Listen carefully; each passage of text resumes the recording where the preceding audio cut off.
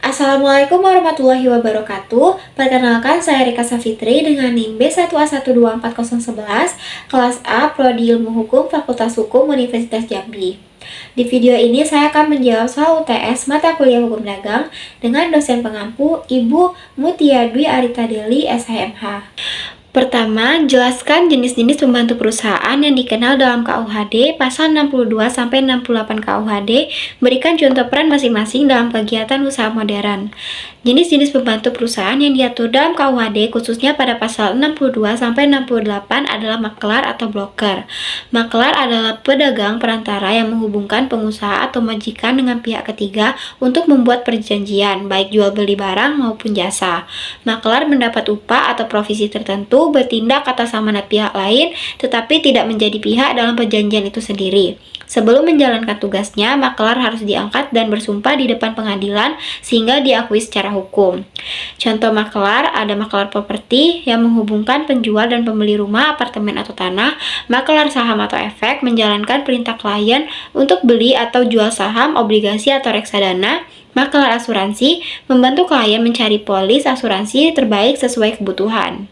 Selain makelar yang diatur secara spesifik pada pasal 62-68 KUHD, ada juga jenis-jenis pembantu perusahaan lainnya yang diatur di pasal-pasal lain atau secara umum, yang juga penting dalam kegiatan usaha modern. Yang pertama ada komisioner. Dalam pasal 76 KUHD, komisioner bertindak atas namanya sendiri tetapi untuk perhitungan pihak lain atau komiten. Seluruh transaksi dan risiko ditanggung oleh komiten dan komisioner menerima upah atau provisi tertentu. Contoh modernnya, komisioner ekspor-impor menjual hasil bumi Indonesia ke luar negeri atas nama sendiri tapi untuk eksportir. Yang kedua ada ekspeditur, pasal 86 KUHD. Ekspeditur adalah perantara pengiriman barang lewat darat, laut, atau udara, bertindak atas namanya sendiri saat membuat kontrak dengan pengangkut, tapi pengiriman dilakukan oleh pihak pengirim. Contoh modernnya perusahaan logistik seperti JNE, JNT, Express, atau Si Cepat. Yang ketiga, agen, pasal 1792 KUH-PER.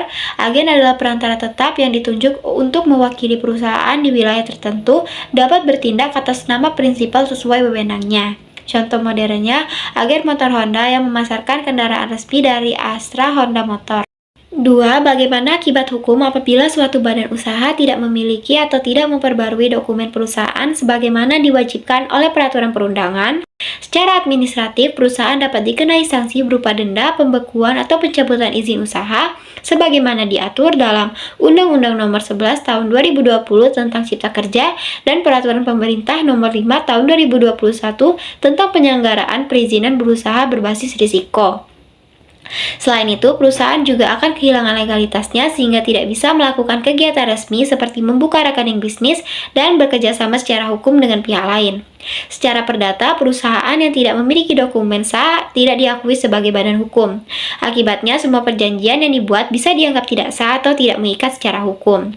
Sementara secara pidana, jika ketidakberaturan dokumen tersebut disertai dengan pemalsuan data, penggunaan izin palsu, atau kegiatan usaha ilegal, maka pelaku dapat dijerat pasal 263 KUHP tentang pemalsuan surat dengan ancaman pidana penjara hingga 6 tahun. 3. Jelaskan perbedaan antara urusan perusahaan dan pengelompokan perusahaan menurut Hukum Dagang Indonesia. Berikan contohnya. Usaha perusahaan adalah segala sesuatu yang berwujud benda maupun bukan benda yang termasuk dalam lingkungan perusahaan tertentu. Misalnya gedung-gedung, mebel, alat-alat kantor, mesin, buku-buku, barang-barang dagangan, piutang nama perusahaan, merek, paten, goodwill, utang relasi, langganan, rahasia perusahaan, dan lain-lain. Urusan jasa, jasa konsultasi keuangan atau transportasi online, urusan industri, pabrik makanan ringan. Contoh nyatanya, Indomaret atau Alfamart mengatur stok, membeli barang, menjual, dan promosi. Sementara pengelompokan perusahaan fokus pada bentuk hukum yang menaungi usaha, menentukan struktur organisasi, permodalan, dan tanggung jawab pemilik. Bentuk-bentuk ini diatur dalam UUD atau undang-undang khusus. Contohnya, perusahaan perseorangan dimiliki satu orang, tanggung jawab pribadi tidak terbatas. Persekutuan komoditor atau CV, sekutu aktif tanggung jawab penuh, sekutu pasif terbatas. Perseroan terbatas PT, pemegang saham bertanggung jawab terbatas sebesar modal. Contoh nyatanya Astra International dengan anak perusahaan PT Toyota Astra Motor dan PT Astra Honda Motor. Inti perbedaannya adalah urusan perusahaan menitikberatkan pada kegiatan ekonomi yang dijalankan satu perusahaan secara individual, sedangkan pengelompokan perusahaan menekankan pada hubungan struktural dan kepemilikan antar perusahaan dalam satu grup usaha, menjelaskan identitas dan legalitas badan hukum yang dijalankan aktivitas tersebut. Dengan kata lain, urusan perusahaan membahas apa yang dilakukan perusahaan, sedangkan pengelompokan perusahaan membahas siapa saja perusahaan yang saling terhubung secara hukum atau ekonomi. 4. Jelaskan asas-asas dalam kontrak dagang serta berikan contoh pelanggaran asas yang sering terjadi dalam bisnis di Indonesia. Yang pertama, asas kebebasan berkontrak. Definisi para pihak bebas membuat perjanjian selama tidak bertentangan dengan undang-undang, kesusilaan, dan ketertiban umum. Asas ini juga memberi jaminan kebebasan. Contohnya, pekerja pabrik di Tangerang bekerja lembur lebih dari 12 jam per hari tanpa upah lembur sesuai Undang-Undang Ketenagakerjaan, melanggar atas kebebasan berkontrak. Yang kedua, asas konsensualisme. Definisinya, perjanjian sah sejak tercapainya kesepakatan tanpa harus tertulis kecuali ditentukan lain oleh undang-undang. Pasal 1320 KUH Perdata. Contohnya, UMKM di Jakarta mengalami kerugian karena pembeli membatalkan kontrak lisan setelah barang dikirim. Yang ketiga, asas iktikat baik. Definisi, para pihak harus bertindak jujur dan saling menghormati selama membuat dan melaksanakan kontrak perjanjian. Perjanjian harus dilakukan dengan iktikat baik. Bunyi pasal 1338 ayat 3 KUH Perdata. Asas ini memiliki dua makna. Yang pertama, objektif. Harus dilaksanakan dengan mengikuti norma kepatuhan dan keadilan.